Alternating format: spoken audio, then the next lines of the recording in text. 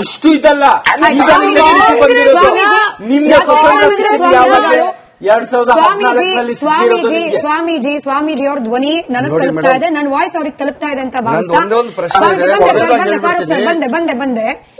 ಸ್ವಾಮೀಜಿ, ಇವಾಗ ನಾವು ಕಾರ್ಯಕ್ರಮದ ಪ್ರಾರಂಭದಿಂದ ಸಾದಿಕ್ ಪಾಷಾ ಅವರು ಹಾಗೆ ಅವರ ರೀತಿಯಲ್ಲಿ ಚಿಂತನೆ ಮಾಡ್ತಾ ಇರುವ ಕೆಲವರಿಗೆ ಏನ್ ಹೇಳಲಿಕ್ಕೆ ಟ್ರೈ ಮಾಡ್ತಿದೀವಿ ಅಂತಂದ್ರೆ, ಒಂದೇ ಮಾತರಂನಲ್ಲಿ ಸ್ತುತಿಸಿರೋದು ಭಾರತಾಂಬೆಯನ್ನ, ದುರ್ಗೆಯ ಸ್ವರೂಪಿಣಿಯಾದ ಭಾರತ ಮಾತೆ ಹಾಗೆ ಸರಸ್ವತಿಯ ಸ್ವರೂಪಿಣಿಯಾದ ಭಾರತ ಮಾತೆ.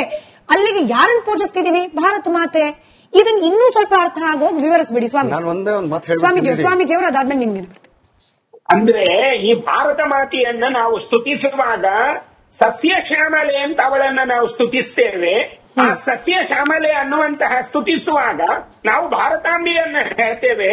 ನೀನು ಇಡೀ ಮೈಯಲ್ಲಿ ಆ ಹಸಿರು ವರ್ಣದ ರೂಪಗಳನ್ನ ನೀನು ಧಾರಣೆ ಮಾಡಿ ನೀನು ಈ ಭೂಮಿಯ ಮಹಾಶಕ್ತಿಯಾಗಿ ನಮ್ಗೆ ಕಾಣ್ತಾ ಇದ್ದಿ ಅಂತ ಹೇಳಿ ದುರ್ಗೆಯ ರೂಪವನ್ನೇ ಅವಳಿಗೆ ಹೋಲಿಸಿದ್ದು, ಸರಸ್ವತಿಯ ರೂಪವನ್ನು ಅವಳಿಗೆ ಹೋಲಿಸಿದ್ದು, ಇನ್ನು ಲಕ್ಷ್ಮಿಯ ರೂಪವನ್ನು ನಾವು ಅವಳಿಗೆ ಹೋಲಿಸಿದ್ದು.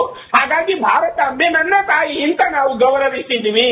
ಹಾಗಾಗಿ ಇವತ್ತಿಗೂ ನಮ್ಮ ಸಂಸ್ಕೃತಿಯಲ್ಲಿ ನಮ್ಮಲ್ಲಿ ಈ ಮಾತೆಯಂದಿರು ಅಂತ ನಮ್ಮಲ್ಲಿ ಏನು ಆ ಸಂಸ್ಕೃತಿ ಇದೆಯಲ್ಲ, ನಮ್ಮಲ್ಲಿ ಆ ಮಾತೆಯ ಸಂಸ್ಕೃತಿಯನ್ನ ಇವತ್ತಿಗೂ ನಾವು ಗೌರವಿಸ್ತೀವಿ. ಯಾಕೆ ಅಂತ ಕೇಳಿದ್ರೆ ಅವಳು ನಮ್ಮ ತಾಯಿ.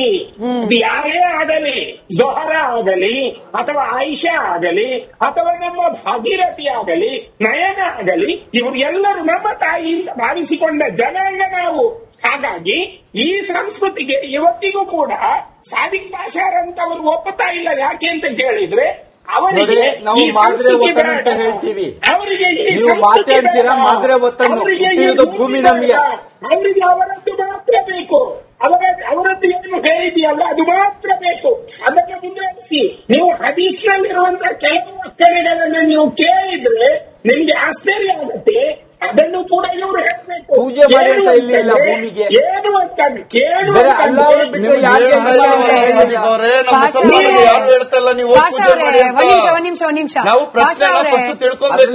ಒಂದೇ ಮಾತರಂ ಗೀತೆಯನ್ನ ಅವ್ರಿಗೆ ಪ್ರಶ್ನೆ, ಒಂದೇ ಮಾತರಂ ಗೀತೆಯನ್ನ ಒಪ್ಪಿಕೊಳ್ಳೋದ್ರಿಂದ, ಒಂದೇ ಮಾತರಂ ಗೀತೆಯನ್ನ ಹಾಡೋದ್ರಿಂದ ನೀವು ಗಂಧದ ಕಡ್ಡಿ ಇಟ್ಕೊಂಡು ಅಕ್ಷತೆ ಹಾಕಿ ಪೂಜೆ ಮಾಡ್ತಿದ್ದೀರಿ ಅಂತಲ್ಲ ಸರ್, ಪೂಜೆ ಮಾಡ್ತಿದ್ದೀರಿ ಅಂತಲ್ಲ. ನಾನು ಅವಾಗ್ಲಿಂದ ಕೇಳ್ತಾ ಇದ್ದೀನಿ. ಇಲ್ಲ, ಕೇಳಿಸ್ಕೊಳ್ಳಿ ಪಾಷಾ ಅವರೇ, ಕೇಳಿಸ್ಕೊಳ್ರಿ ಪೂರ್ತಿ. ಅಂದ್ರೆ ಇವತ್ತು ನಾವೆಲ್ಲರ ಪರವಾಗಿ ಮಾತನಾಡ್ತೀವಿ ಅಂತ ಪೇಟೆಂಟ್ ತಗೊಂಡ್ಬಂದಿದ್ದೀರಿ ಅಂತಂದ್ರೆ ಇಲ್ಲ, ಅದಕ್ಕೆ ಅವಕಾಶ ಇಲ್ಲ. ಪ್ರಶ್ನೆ ಕೇಳಿಸ್ಕೊಳ್ಳಿ, ಬೇರೆಯವ್ರಿಗೆ ಮಾತನಾಡಕ್ಕೆ ಅವಕಾಶ ಕೊಡಿ, ನೀವು ಉತ್ತರ ಕೊಡಿ ನಿಮಗೆ ಕೇಳಿದ ಪ್ರಶ್ನೆಗೆ. ನಾನು ಅವಾಗ್ಲಿಂದ ಹೇಳ್ತಿದ್ದೀನಿ, ಜನಗಣಮನ ಹಾಡ್ಲಿಕ್ಕೆ ಆಕ್ಷೇಪ ಇಲ್ಲ ಅಂತಂದ್ರೆ ಒಂದೇ ಮಾತ್ರ ಹಾಡ್ಲಿಕ್ಕೂ ಕೂಡ ಆಕ್ಷೇಪ ಇರಬಾರ್ದು. ಅದು ಕೂಡ ದೇಶವನ್ನ ಗೌರವಿಸುವ ಗೀತೆ, ಇದು ಕೂಡ ದೇಶವನ್ನ ಗೌರವಿಸುವ ಗೀತೆ. ಯಾಕೆ ಪ್ರತ್ಯೇಕವಾಗಿ ನೋಡ್ತಿದ್ದೀರಿ? ವ್ಯತ್ಯಾಸ ಏನಿದೆ, ನಾವು ನೋಡಿ ದೇಶಕ್ಕೆ ನಾವು ತುಂಬಾ ರೆಸ್ಪೆಕ್ಟ್ ಮಾಡ್ತೀವಿ, ತುಂಬಾ ಇದ್ದಿದ್ದೆ, ನಮ್ಗೆ ಪ್ರೀತಿ ಇದೆ, ಪ್ರೇಮ ಇದೆ. ಆದ್ರೆ ನಾವು ದೇವರಂತ ನಮ್ಮರಲ್ಲಿ ಹೇಳಕ್ಕೆ ಇದು ಪವರ್ ಕೊಡ್ಲಿಲ್ಲ. ನಿಮ್ಗೆ ಇದೆ, ನೀವು ಹೇಳ್ಬೋದು. ಅದು ನೀವು ಹೇಳ್ತೀರಾ, ನಿಮ್ಗೆ ರೆಸ್ಪೆಕ್ಟ್ ಇದೆ, ನಾವು ಕೊಡ್ತೀವಿ. ಅಂದ್ರೆ ನಾವು ನಮ್ಮ ಬಾಯಿನಿಂದ ನಾವು ಹೇಳಲ್ಲ. ನಮ್ಗೆ ಏನು ಈಗ ಶಿರ್ಕ್ ಆಗತ್ತೆ ಅಂದ್ರೆ, ಶಿರ್ಕ್ ನಲ್ಲಿ ಇದರಲ್ಲಿ ಹರಾಮು ಶಿರ್ಕ್ ಹೇಳ್ತಾರಲ್ಲ, ಅದು ಶಿರ್ಕ್ ಆಗತ್ತೆ. ಅಲ್ಲಾಗೆ ಮತ್ತೆ ಬೇರೆ ಇದಕ್ಕೆ ಸೇರಿದ್ರೆ ಏನು ಶಿರ್ಕು, ಅದು ನಾವು ಮಾಡಲ್ಲ. ರೆಸ್ಪೆಕ್ಟ್ ನೋಡಿ, ಸೇರಿಸಬಾರ್ದು ದೇವ್ರ ಜೊತೆ. ಕೇವಲ ಜಿನ್ನ ಹಾಗೆ ಜಿನ್ನನ ಅನುಯಾಯಿಗಳಿಗೆ ಮಾತ್ರ ಅಪ್ಲೈ ಆಗದ ನೋಡಿ. ಫತ್ವಾ ಕೊಟ್ರು ಅವಾಗೆ, ಫತ್ವಾ ನೋಡಿ ನೀವು, ಫತ್ವಾ ನೋಡಿ ನೀವು ಅವಾಗೆ ಮಾತ್ರ ಮುಸಲ್ಮಾನರು ಹೇಳಲ್ಲ ಅಂತ ಕೇಳಿಸ್ಕೊಳ್ಳಿ ಪಾಷಾ ಅವರೇ. 1937ರಲ್ಲಿ ನಡೆದಂತಹ ವರ್ಕಿಂಗ್ ಕಮಿಟಿ, ಏನ್ ಹೇಳಿ, ವರ್ಕಿಂಗ್ ಕಮಿಟಿ ಸಭೆಯಲ್ಲಿ ಮೌಲಾನಾ ಆಜಾದ್ ಅನ್ನೋ ಒಂದು ಹೆಸರು ಕೇಳಿದ್ದೀರಾ ಪಾಷಾ ಅವರೇ? ಅವ್ರು ಯಾರು, ಹಿಂದೂಗಳ ಅಲ್ಲ ಅಲ್ಲ. ಅವರು ಇದ್ದ ಸಭೆಯಲ್ಲೇ ನಿರ್ಣಯವನ್ನ ಕೈಗೊಂಡಿದ್ದು ಒಂದೇ ಮಾತರಮನ್ನ ನಾವು ಅತ್ಯಂತ ಗೌರವದಿಂದ ಹಾಡ್ಲಿಕ್ಕೆ ಯಾವುದೇ ಆಕ್ಷೇಪ ಇಲ್ಲ. ಈ ಶಿರ್ಕ್ ಮೌಲಾನಾ ಆಜಾದ್ ಅವರಿಗೆ ಅಪ್ಲೈ ಆಗಲ್ಲ, ಜಿನ್ನಾಗ್ ಮಾತ್ರ ಅಪ್ಲೈ ಆಗುತ್ತೆ. ಮೌಲಾನಾ ಆಜಾದ್ ದೇಶ ಪ್ರೇಮಿಗೆ ಅಪ್ಲೈ ಆಗಲ್ಲ. ಅಷ್ಟು ಇದಲ್ಲ. ನಿಮ್ಗೆ ಸ್ವಾಮೀಜಿ ಅವ್ರ ಧ್ವನಿ ನನಗೆ ತಲುಪ್ತಾ ಇದೆ, ನನ್ನ ವಾಯ್ಸ್ ಅವ್ರಿಗೆ ತಲುಪ್ತಾ ಇದೆ ಅಂತ ಭಾವಿಸ್ತಾ ಬಂದೆ. ಸ್ವಾಮೀಜಿ, ಇವಾಗ ನಾವು ಕಾರ್ಯಕ್ರಮದ ಪ್ರಾರಂಭದಿಂದ ಸಾದಿಕ್ ಪಾಷಾ ಅವರು ಹಾಗೆ ಅವರ ರೀತಿಯಲ್ಲಿ ಚಿಂತನೆ ಮಾಡ್ತಾ ಇರುವ ಕೆಲವರಿಗೆ ಏನ್ ಹೇಳಲಿಕ್ಕೆ ಟ್ರೈ ಮಾಡ್ತಿದೀವಿ ಅಂತಂದ್ರೆ, ಒಂದೇ ಮಾತರಂನಲ್ಲಿ ಸ್ತುತಿಸಿರೋದು ಭಾರತಾಂಬೆಯನ್ನ, ದುರ್ಗೆಯ ಸ್ವರೂಪಿಣಿಯಾದ ಭಾರತ ಮಾತೆ ಹಾಗೆ ಸರಸ್ವತಿಯ ಸ್ವರೂಪಿಣಿಯಾದ ಭಾರತ ಮಾತೆ. ಅಲ್ಲಿಗೆ ಯಾರನ್ನು ಪೂಜಿಸ್ತಿದೀವಿ? ಭಾರತ ಮಾತೆ. ಇದನ್ನ ಇನ್ನೂ ಸ್ವಲ್ಪ ಅರ್ಥ ಆಗೋಗಿ ವಿವರಿಸ್ಬಿಡಿ ಸ್ವಾಮೀಜಿ ಅವರು, ಅದಾದ್ಮೇಲೆ ನಿಮ್ಗೆ. ಅಂದ್ರೆ ಈ ಭಾರತ ಮಾತೆಯನ್ನ ನಾವು ಸ್ತುತಿಸುವಾಗ ಸಸ್ಯ ಶ್ಯಾಮಲೆ ಅಂತ ಅವಳನ್ನ ನಾವು ಸ್ತುತಿಸ್ತೇವೆ. ಆ ಸಸ್ಯ ಶ್ಯಾಮಲೆ ಅನ್ನುವಂತಹ ಸ್ತುತಿಸುವಾಗ ನಾವು ಭಾರತಾಂಬೆಯನ್ನ ಹೇಳ್ತೇವೆ. ನೀನು ಇಡೀ ಮೈಯಲ್ಲಿ ಆ ಹಸಿರು ವರ್ಣದ ರೂಪಗಳನ್ನ ನೀನು ಧಾರಣೆ ಮಾಡಿ ನೀನು ಈ ಭೂಮಿಯ ಮಹಾಶಕ್ತಿಯಾಗಿ ನಮ್ಗೆ ಕಾಣ್ತಾ ಇದ್ದಿ ಅಂತ ಹೇಳಿ ದುರ್ಗೆಯ ರೂಪವನ್ನೇ ಅವಳಿಗೆ ಹೋಲಿಸಿದ್ದು, ಸರಸ್ವತಿಯ ರೂಪವನ್ನು ಅವಳಿಗೆ ಹೋಲಿಸಿದ್ದು, ಇನ್ನು ಲಕ್ಷ್ಮಿಯ ರೂಪವನ್ನು ನಾವು ಅವಳಿಗೆ ಹೋಲಿಸಿದ್ದು. ಹಾಗಾಗಿ ಭಾರತಾಂಬೆ ನನ್ನ ತಾಯಿ ಅಂತ ನಾವು ಗೌರವಿಸಿದ್ವಿ. ಹಾಗಾಗಿ ಇವತ್ತಿಗೂ ನಮ್ಮ ಸಂಸ್ಕೃತಿಯಲ್ಲಿ ನಮ್ಮಲ್ಲಿ ಈ ಮಾತೆಯಂದಿರು ಅಂತ ನಮ್ಮಲ್ಲಿ ಏನು ಆ ಸಂಸ್ಕೃತಿ ಇದೆಯಲ್ಲ, ನಮ್ಮಲ್ಲಿ ಆ ಮಾತೆಯ ಸಂಸ್ಕೃತಿಯನ್ನ ಇವತ್ತಿಗೂ ನಾವು ಗೌರವಿಸ್ತೀವಿ. ಯಾಕೆ ಅಂತ ಕೇಳಿದ್ರೆ ಅವಳು ನಮ್ಮ ತಾಯಿ. ಯಾರೇ ಆಗಲಿ, ಜೊಹರಾ ಆಗಲಿ ಅಥವಾ ಆಯಿಷಾ ಆಗಲಿ ಅಥವಾ ನಮ್ಮ ಭಾಗೀರಥಿ ಆಗಲಿ, ನಯನ ಆಗಲಿ, ಇವರು ಎಲ್ಲರೂ ನಮ್ಮ ತಾಯಿ ಅಂತ ಭಾವಿಸಿಕೊಂಡ ಜನಾಂಗ ನಾವು. ಹಾಗಾಗಿ ಈ ಸಂಸ್ಕೃತಿಗೆ ಇವತ್ತಿಗೂ ಕೂಡ ಸಾದಿಕ್ ಪಾಷಾರಂತವರು ಒಪ್ಪುತ್ತಾ ಇಲ್ಲ. ಯಾಕೆ ಅಂತ ಕೇಳಿದ್ರೆ ಅವರಿಗೆ ನಾವು ಮಾದ್ರೆ ಒತ್ತನ್ನು ಅಂತ ಹೇಳ್ತೀವಿ, ನೀವು ಮಾತೆ ಅಂತೀರಾ, ಮಾದ್ರೆ ಒತ್ತನ್ನು ಭೂಮಿ ನಮಗೆ, ಅವರಿಗೆ ಅವರದ್ದು ಮಾತ್ರ ಬೇಕು. ಅವರದ್ದು ಏನು ಹೇಳಿದೆಯಲ್ಲ ಅದು ಮಾತ್ರ ಬೇಕು. ಅದಕ್ಕೆ ಮುಂದುವರಿಸಿ ನೀವು ಹದೀಸ್ನಲ್ಲಿರುವಂತಹ ಕೆಲವು ಅಕ್ಷರಗಳನ್ನು ನೀವು ಕೇಳಿದ್ರೆ ನಿಮ್ಗೆ ಆಶ್ಚರ್ಯ ಆಗುತ್ತೆ.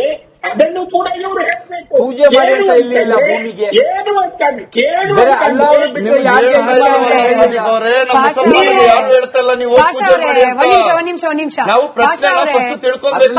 ಒಂದೇ ಮಾತರಂ ಗೀತೆಯನ್ನ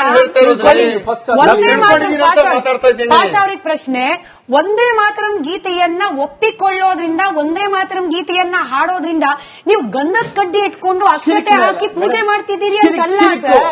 ಪೂಜೆ ಮಾಡ್ತಿದ್ದೀರಿ ಅಂತಲ್ಲ. ನಾನು ಅವಾಗ್ಲಿಂದ ಕೇಳ್ತಾ ಇದ್ದೀನಿ. ಇಲ್ಲ, ಕೇಳಿಸ್ಕೊಳ್ಳಿ ಪಾಷಾ ಅವರೇ, ಕೇಳಿಸ್ಕೊಳ್ರಿ ಪೂರ್ತಿ. ಅಂದ್ರೆ ಇವತ್ತು ನಾವೆಲ್ಲರ ಪರವಾಗಿ ಮಾತನಾಡ್ತೀವಿ ಅಂತ ಪೇಟೆಂಟ್ ತಗೊಂಡ್ಬಂದಿದ್ದೀರಿ ಅಂತಂದ್ರೆ ಇಲ್ಲ, ಅದಕ್ಕೆ ಅವಕಾಶ ಇಲ್ಲ. ಪ್ರಶ್ನೆ ಕೇಳಿಸ್ಕೊಳ್ಳಿ, ಬೇರೆಯವ್ರಿಗೆ ಮಾತನಾಡಕ್ಕೆ ಅವಕಾಶ ಕೊಡಿ, ನೀವು ಉತ್ತರ ಕೊಡಿ ನಿಮಗೆ ಕೇಳಿದ ಪ್ರಶ್ನೆಗೆ. ನಾನು ಅವಾಗ್ಲಿಂದ ಹೇಳ್ತಿದ್ದೀನಿ, ಜನಗಣಮನ ಹಾಡ್ಲಿಕ್ಕೆ ಆಕ್ಷೇಪ ಇಲ್ಲ ಅಂತಂದ್ರೆ ಒಂದೇ ಮಾತ್ರ ಹಾಡ್ಲಿಕ್ಕೂ ಕೂಡ ಆಕ್ಷೇಪ ಇರಬಾರ್ದು. ಅದು ಕೂಡ ದೇಶವನ್ನ ಗೌರವಿಸುವ ಗೀತೆ, ಇದು ಕೂಡ ದೇಶವನ್ನ ಗೌರವಿಸುವ ಗೀತೆ. ಯಾಕೆ ಪ್ರತ್ಯೇಕವಾಗಿ ನೋಡ್ತಿದ್ದೀರಿ? ವ್ಯತ್ಯಾಸ ಏನಿದೆ, ನಾವು ನೋಡಿ ದೇಶಕ್ಕೆ ನಾವು ತುಂಬಾ ರೆಸ್ಪೆಕ್ಟ್ ಮಾಡ್ತೀವಿ, ತುಂಬಾ ಇದ್ದಿದ್ದೆ, ನಮ್ಗೆ ಪ್ರೀತಿ ಇದೆ, ಪ್ರೇಮ ಇದೆ. ಆದ್ರೆ ನಾವು ದೇವರಂತ ನಮ್ಮರಲ್ಲಿ ಹೇಳಕ್ಕೆ ಇದು ಪವರ್ ಕೊಳ್ಳಿಲ್ಲ. ನಿಮ್ಗೆ ಇದೆ, ನೀವು ಹೇಳ್ಬೋದು.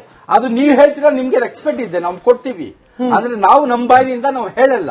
ನಮ್ಗೆ ಏನು ಈಗ ಶಿರ್ಕ್ ಆಗತ್ತೆ ಅಂದ್ರೆ, ಶಿರ್ಕ್ ನಲ್ಲಿ ಇದರಲ್ಲಿ ಹರಾಮು ಶಿರ್ಕ್ ಹೇಳ್ತಾರಲ್ಲ, ಅದು ಶಿರ್ಕ್ ಆಗತ್ತೆ. ಅಲ್ಲಾಗೆ ಮತ್ತೆ ಬೇರೆ ಇದಕ್ಕೆ ಸೇರಿದ್ರೆ ಏನು ಶಿರ್ಕು, ಅದು ನಾವು ಮಾಡಲ್ಲ. ರೆಸ್ಪೆಕ್ಟ್ ಸೇರಿಸಬಾರ್ದು ದೇವ್ರ ಜೊತೆ. ಕೇವಲ ಜಿನ್ನ ಹಾಗೆ ಜಿನ್ನನ ಅನುಯಾಯಿಗಳಿಗೆ ಮಾತ್ರ ಅಪ್ಲೈ ಆಗದ ನೋಡಿ. ಫತ್ವಾ ಕೊಟ್ರು ಅವಾಗೆ, ಫತ್ವಾ ನೋಡಿ ನೀವು, ಅವಾಗೆ ಮಾತ್ರ ಮುಸಲ್ಮಾನರು ಹೇಳಲ್ಲ ಅಂತ ಕೇಳಿಸ್ಕೊಳ್ಳಿ ಪಾಷಾ ಅವರೇ. 1937ರಲ್ಲಿ ನಡೆದಂತಹ ವರ್ಕಿಂಗ್ ಕಮಿಟಿ, ಏನ್ ಹೇಳಿ, ವರ್ಕಿಂಗ್ ಕಮಿಟಿ ಸಭೆಯಲ್ಲಿ ಮೌಲಾನಾ ಆಜಾದ್ ಅನ್ನೋ ಒಂದು ಹೆಸರು ಕೇಳಿದ್ದೀರಾ ಪಾಷಾ ಅವರೇ? ಅವ್ರು ಯಾರು, ಹಿಂದೂಗಳ ಅಲ್ಲ ಅಲ್ಲ.